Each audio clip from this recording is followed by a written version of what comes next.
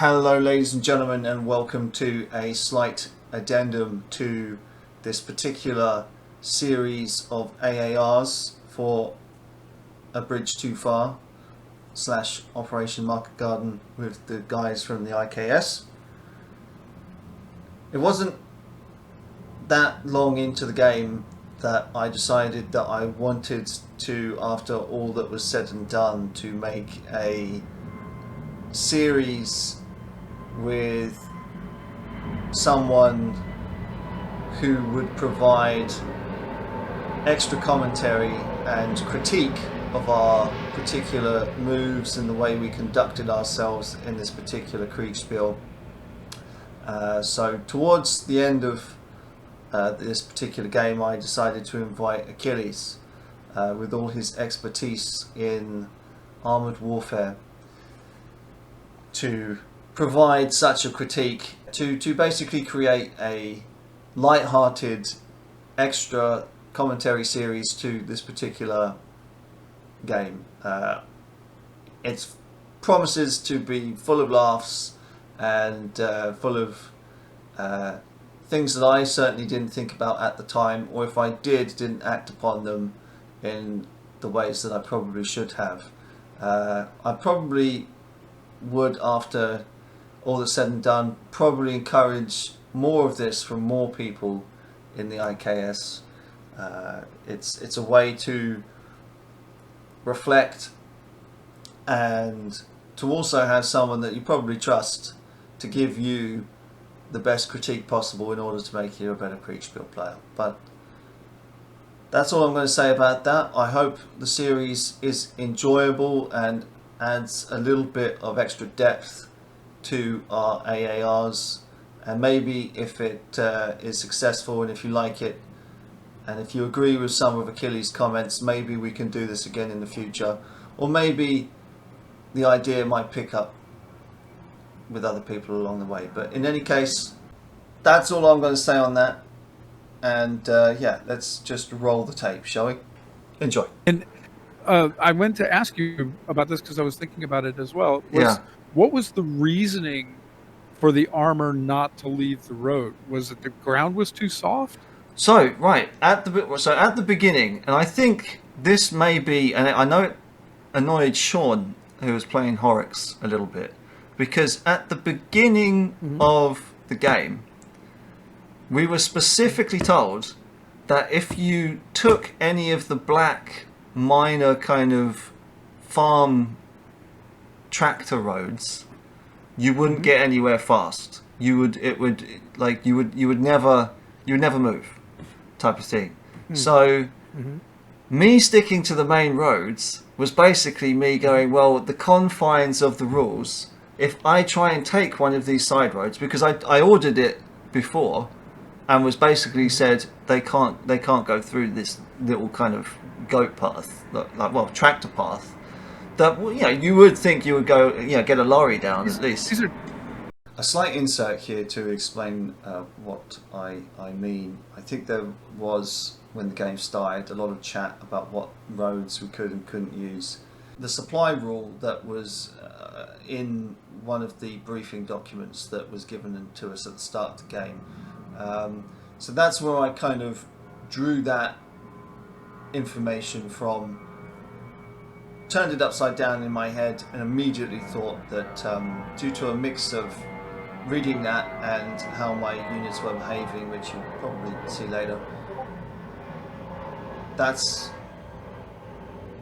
how I interpreted things. Which is probably a good thing to actually maybe even do a Coffee, Kegs and Kriegspiel episode on. I probably need to formulate the thoughts a little bit better. But in any case, these are tanks. Yeah, they're designed to go off-road. Yeah, I mean, that's why they have tracks. Yeah, so that was my interpretation of it. Because at the beginning when I ordered it, they basically didn't go because I was told when the umpire was Carter that we cannot possibly go down these tractor roads. I was like, okay, interesting, you know, and like I suppose if I was taking supply lorries and stuff like that, like it would just be crazy.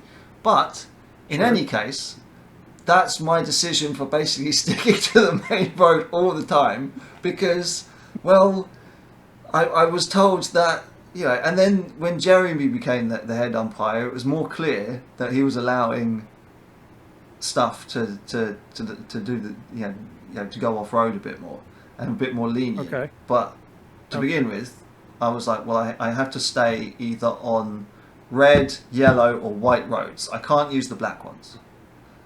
Okay. And you know, and also Sean was told the same thing until he noticed, well, hang on a minute, Jeremy's now saying that we can use these minor roads. We were told at the beginning of the game, and it was pretty much, I think, specifically written in the rules that you couldn't take the black roads.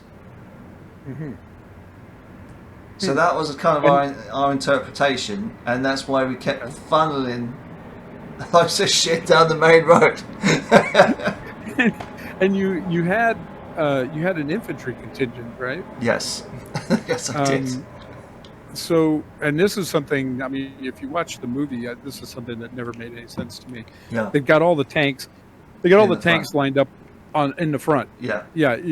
Why in God's name you would be doing that? I don't understand. I mean, it would have made sense to me to you know, you had that big artillery barrage. Yeah.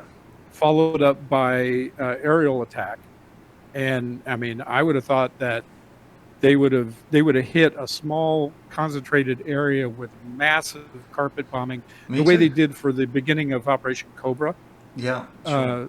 For the breakout in Operation Cobra, they could have done the same thing here, just blasted a small area with enormous, you know, aerial bombardment along with the artillery, and then shove that infantry up there to make contact and take out those AT guns.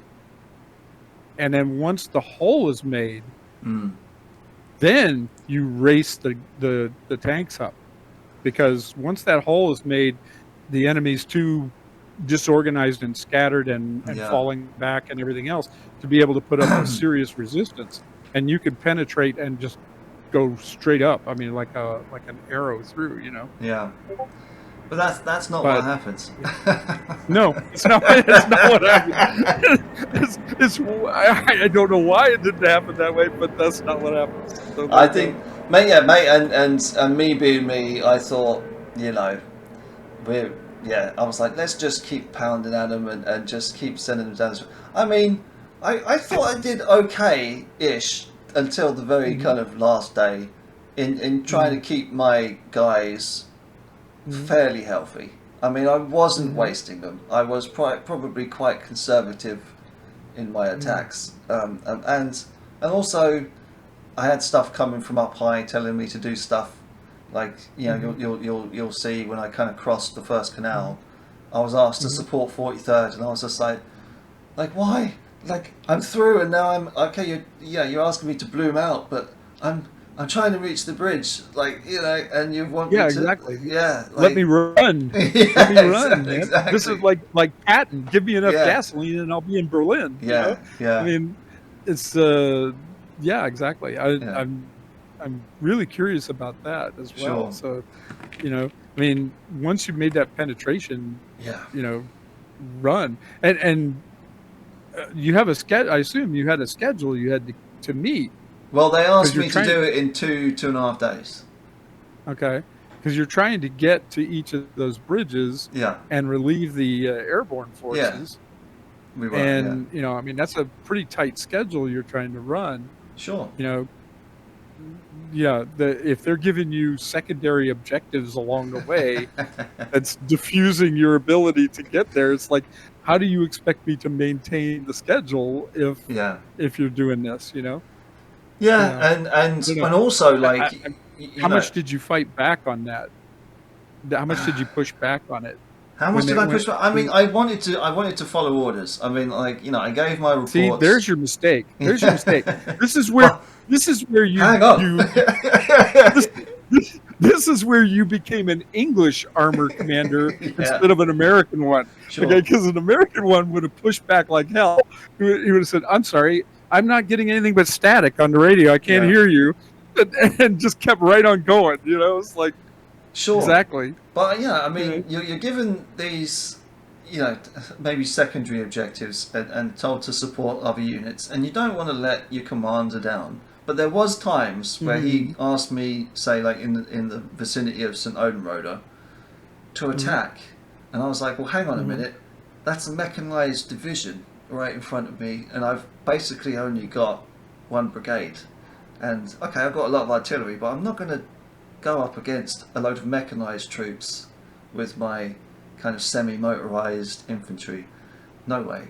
I'll maybe report that I kind of did it, and from my eyes, did that kind of artillery barrage and maybe did a bit of damage, but there was no way I was going to send men in. It was forced preservation at that kind of point of St. Odenroder, because they spent, I think, 2 or 3 turns kind of gearing me up for me to be leapfrogged by the 50th Division, and then of course the 50th kind of got bogged down unintentionally at best.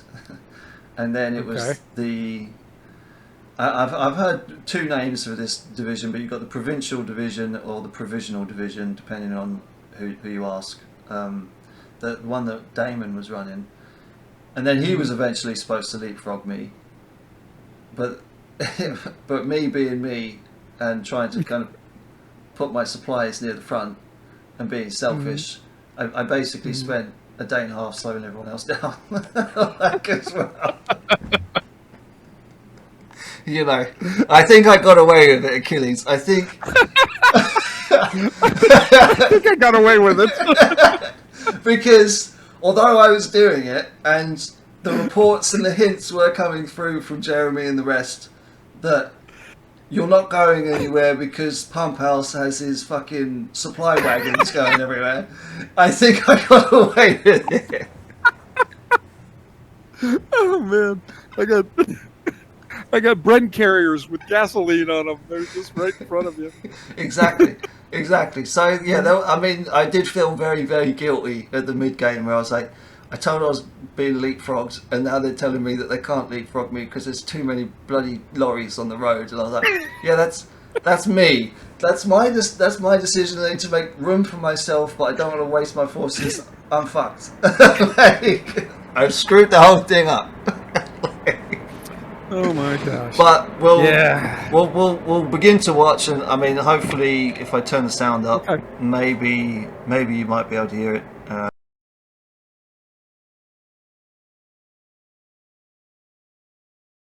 But enjoy and do tell me what you think. Okay. Hello, ladies and gentlemen. Can you hear? Welcome. Yes. Good. Operation Market Garden with the IKS. Me, Dave Pumphouse. Yep. We have the pleasure of doing some AARs for you for this wonderful game being put on by Carter McNish and his fellow assistant umpires. And it's going to be a good one, as always. And yeah, let's talk you through the plan. Now, most of you will know about Operation Market Garden, but if you don't, let me give you We can probably skip a this bit. layman. Yeah. Lovely. Our plan is, broadly speaking, kind of the same, but with a slight difference. We're not going to be sending our whole force down one road. We're going to try and send it down 2 instead, and see if that works out any better for us. We've got 30 Corps here, situated pretty much from Urzel all the way over to Soyrendonk over here, and they're punching through to try and basically split the attention of the Germans, keep them guessing where the main punch is kind of coming from, but of course it's kind of really the same. Yeah, they're kind of, the advance is supposed to kind of support one another until they kind of capture Eindhoven and Helmond, as well as this bridge over by Beakerheide, is it? And try and link up with the 101st Airborne to try and capture these bridges at Son, at Beakerheide, and at Vigel. Now it's going to split the 101st quite thin. They're going to have to spread themselves along a very large pocket, but hopefully 30 Corps will get there in time. Took me a day and a half Meanwhile, to get there. you've got the 43rd Division running in parallel, going through Hesse and Geldrup, through Neunen. If you've ever seen Band of Brothers, that's the episode that Band of Brothers kind of concentrates on, where they kind of go into the town and make the British tanks look a little bit dumb. And then I play that scene, and then we can move on. And then they're going to be trying to... And I kind of a little bit was like that kind of tanker in Band of Brothers, where I was just very, very obstinate sometimes. Right, I don't see anything. to race...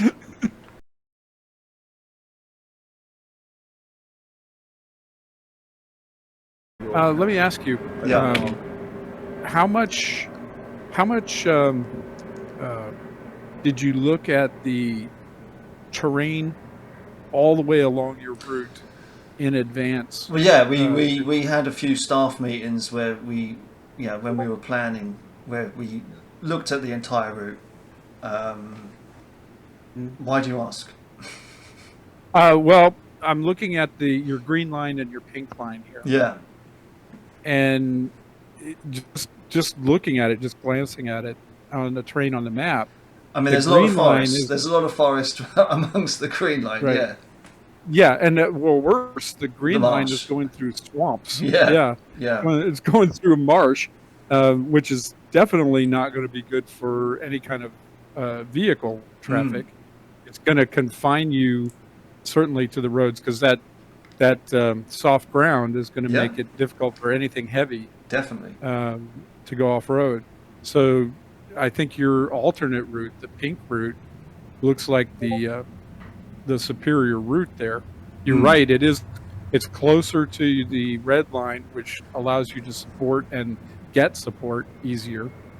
And there's a lot of open ground along that pink route, especially once you make that turn up there. Yeah. It becomes really open, which is great for tanks. Sure.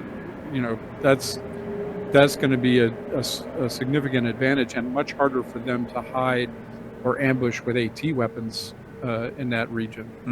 So that's why I was asking, because I was kind of curious, why they chose the green route as the primary, if they were looking at the terrain very carefully. Yeah, I mean, we're filming this in August, and we had these meetings in January.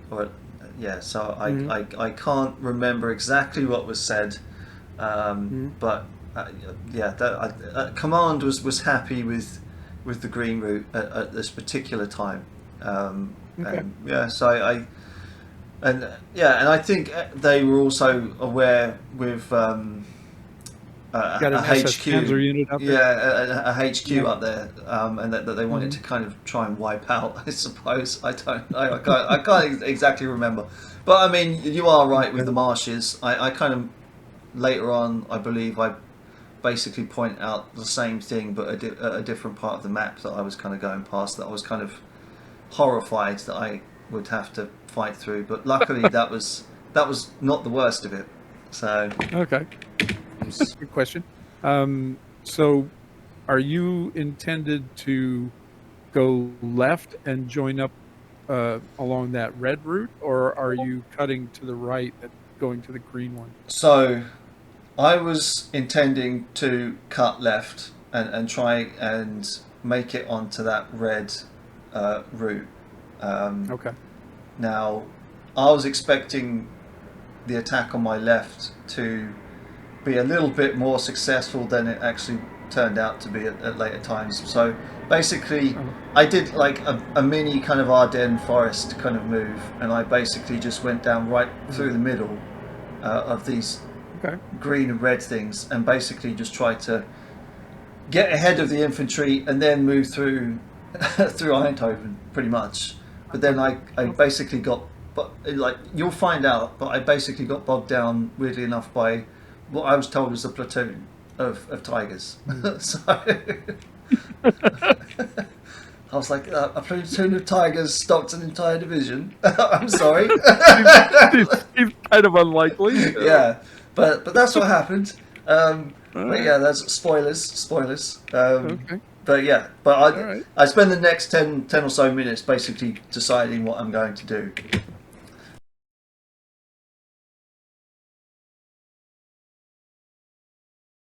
Are those your recon elements up there? Yeah. Command. Or so I thought. That's where they were. I think I was a little bit off. Road up to. But yeah, this is like where things were at. I think you said like midnight before. Oh, and okay. But I actually, weirdly enough, I think I put because I think I was told by Horrocks that they were definitely going to be there, and they did go up that far, but they basically ran into what I think was like anti-tank guns and infantry, and then I lost a few armoured cars, and then they retreated, and then I was like, well, they need to lick their wounds, and then for the entire day of the first kind of punch, I had my recon at the back. Okay. Hazahut. The night before, command had sent out orders for the Welsh Guards, which are kind of like our armoured cavalry, to probe around Hazahut and kind of see if there is in fact a gap during the line. We were kind of given a report before we made this video that they were kind of ambushed during the night. They lost a couple of vehicles, a little bit beaten up, a little bit like, oh, okay, well that was a bit of a waste. So there is going to be something in these woods. And I'm taking a gamble. I'm taking a gamble with it, and I'm sending 5th Armoured instead of going on the main road, because we know the Germans are going to be expecting us to go down the main road, and yes, yeah, okay, we are. I'm sending them up this way. I'm sending them right into the lovely. Oh, actually, no, we're not sending them that way. We wanted to send them across the marshes for fun, but we're sending them along these secondary roads, past Hezerenbosch, round to Achterrind, and then to Elkenrod and Alst, and then from there we can then decide whether we want to go east of Eindhoven or west of Eindhoven, because let's face it, you don't want to send an armoured column right through the town. It's not a good idea. Not without infantry Not support. usually. And if our friend I mean, I was very much kind of Russian tank column circa 2022. Like, very much so. You would not have wanted to obviously send a tank column through the middle of that town if it's still defended. That's Exactly, and without much infantry support, it would have been murder. And I actually did get to the outskirts of Eindhoven when eventually the infantry was still fighting down here near Valkenswaard, and I was like, I'm not going anywhere near fucking Eindhoven, fuck you. I'm not sending my tanks in there. Like, No, the not a good division idea. gets kind of bogged down. and that's it. So what are your thoughts?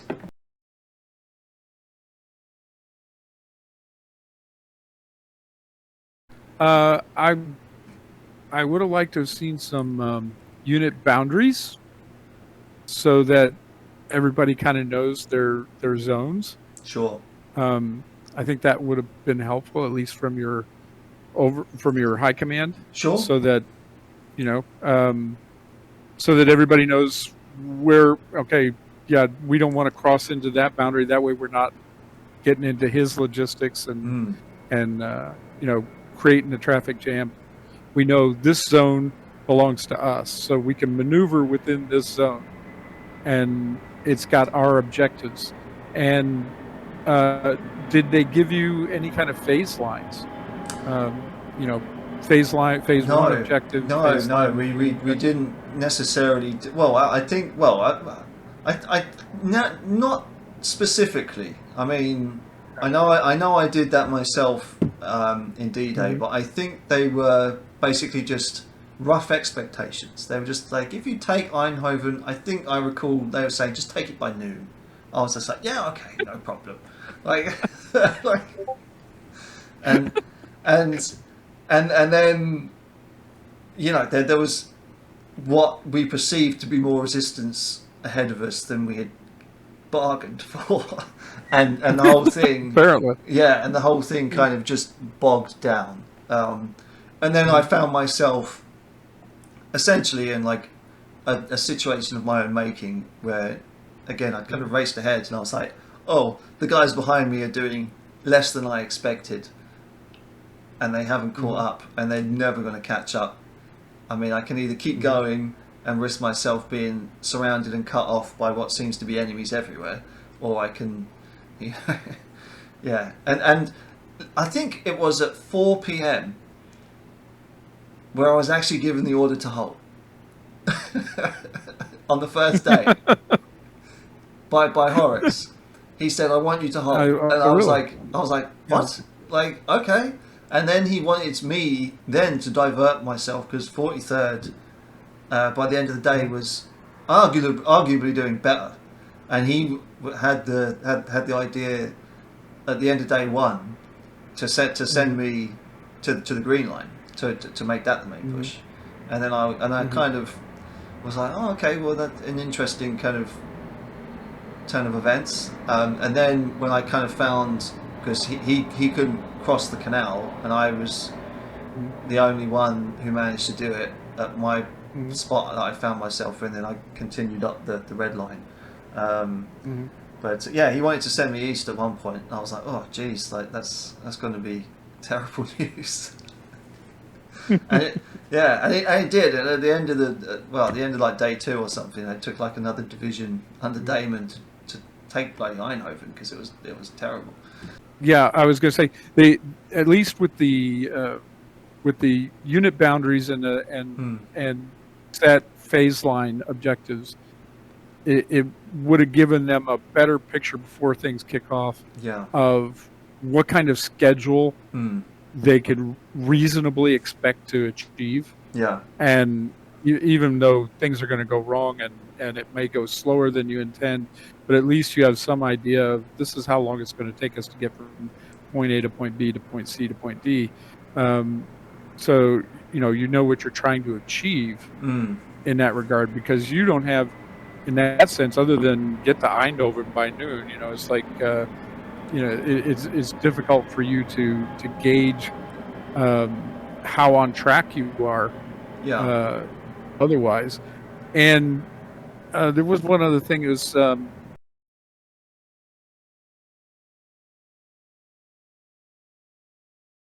I'm wondering if there wasn't too much concern with the idea of, for example, you getting cut off. At worst, you're not going to be cut off for, you're going to be cut off for less than a week. I mean, probably only a couple of days at worst. And you can hold, you got an armored division. You can hold anything you want for a couple of days. There isn't enough Germans to concentrate on you to destroy you. And if they're concentrating everything against you, then the rest of their line is just basically wide open. Sure. Yeah, they don't have enough guys to do that. You become the honeypot, and the rest of the force becomes the arm of decision. Okay, interesting. So if allowing yourself to just keep pushing forward, as long as they'll let you go forward, you keep going. Okay. And don't worry about your rear, don't worry about your flanks, just keep going. That's the armored idea in its essence. Okay. That your speed of movement is creating so much chaos in the enemy that he can't respond, even though, so you don't have to worry about your flanks and your rear very much, because he can't respond. You're in his backfield, and he's scrambling to try to stop you, and most of his units are in chaos in that sense because you're racing. Once you're through that initial line, just run. Just keep right on running. As long as you can run. And it's only when they make you stop that you stop. And even if you get cut off, even if you're surrounded, let's face it, the 82nd Airborne, the 101st Airborne, the 1st Para, those guys are surrounded. Okay? That's their job. Their job is to get surrounded, right? Yeah. So if they can hold out for days, what less could a full armored division do? That is a very obvious observation that at the time one maybe doesn't think of. Yeah, and if you're surrounded, you're not driving, you're not running, so you're not using much fuel. Yeah. The only concern you have is ammo. Yeah.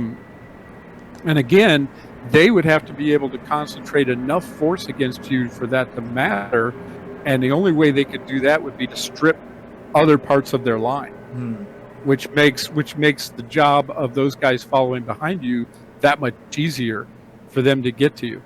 And then once they get to you, it's over for the other guys. Sure. So, you've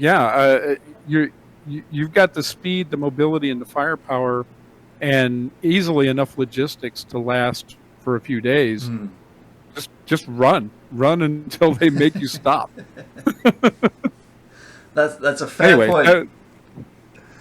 Anyway, that's just my thinking on that. But yeah, that's kind of the essence of the armored idea. Well, you're the expert. You're the expert at having been an armored cavalryman yourself. So there we are. Yeah, but then we have the best logistics there is. I mean, we set up gas stations between the Saudi border and Baghdad, in advance. So we could just drive up and the gas station was already waiting for us when we got there. It was like it was once we crossed the line, once you were through, we weren't going to stop, because once you stop, you give the enemy a chance to recover and set up a new defense in front of you, which you now have to break through. Yeah.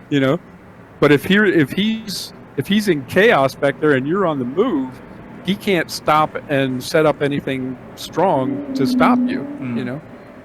So anyway, continue, sir. Let us continue. Yes, with the second part. But yeah, so this is at 10 a.m. of what is effectively day 0. We've done our little mini Ardennes forest move, and we actually were told that we broke 3 battalions in those woods, which I was very proud of. I was just work. I was like, oh my goodness, work. I mean, whether they were full strength to begin with is anyone's guess, but I was like, okay, it could have turned out worse. Sending tanks through the forest, through very narrow roads, but I basically called this one breakthrough, because I was like, oh, we're through the line already, let's go. go.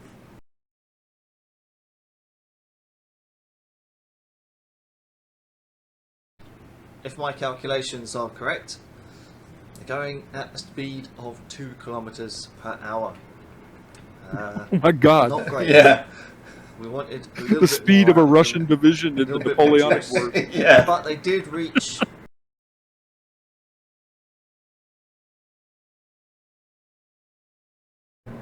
Quick question before you get too much beyond this. your reconnaissance detachment Mm. did get hit by some AT, obviously, because they took Yeah. out some of your recon vehicles. Yeah. So when your tanks pushed up through that region, did you encounter those same AT weapons and I believe take them out? so. Did you I take believe the so, and costs? that's why the first 3 battalions got into the yellow. Hmm. You know, it was. We always knew it was going to be a gamble, but I mean, like I said, I reached the first objective of my first video at least. So I was fairly happy at that point, and I've considered myself more or less behind their first line of resistance already. So I wasn't worried at this point. I was like, okay, And well, were you concerned that, I mean, given the German position as you see it now, if that was accurate, that armored formation he's got in the town over there is almost certainly going to come out to meet you. Oh yeah. As his infantry are forming up, probably falling back to the town to fortify the town against the infantry that's coming up on them. But he's got to send that armor. He should send that armor out to try to engage you as you've broken through up there. So were you concerned that armor was coming towards you? I was not concerned at all. I was like, and I mean, at that point, I was thinking, when you're talking about sectors and stuff, I was like, that's 50th Division sector, like, and I was heading on up the road towards Eindhoven, and I was like, he'll deal with that. Like, he'll be fine. So, he'll be fine. Yeah, I mean, it's a fair question, but no, at that point in time, I was not worried at all about that armor block, which I presumed was there because of the reconnaissance flights that we'd done the day before. So, yeah. Okay. And what kind of vehicles? I'm not sure what your TO&E was. So, what kind of tanks are your formations using? Are they Germans, Fireflies? I would think that it would be.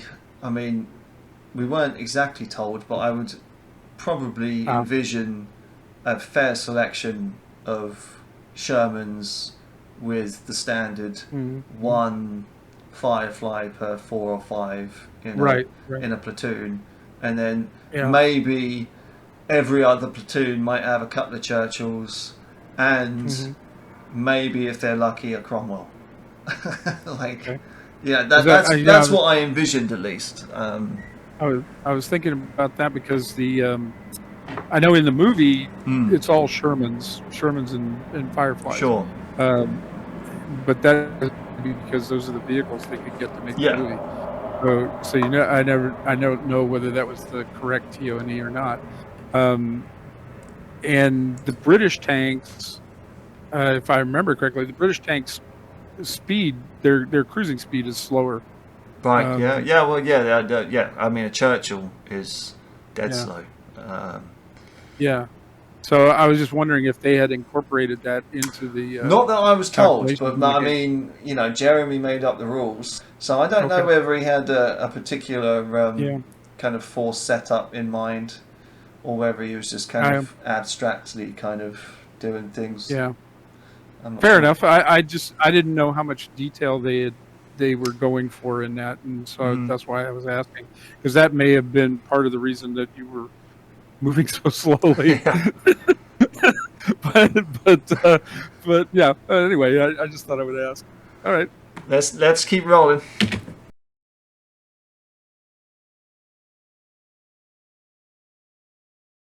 The next day, I think.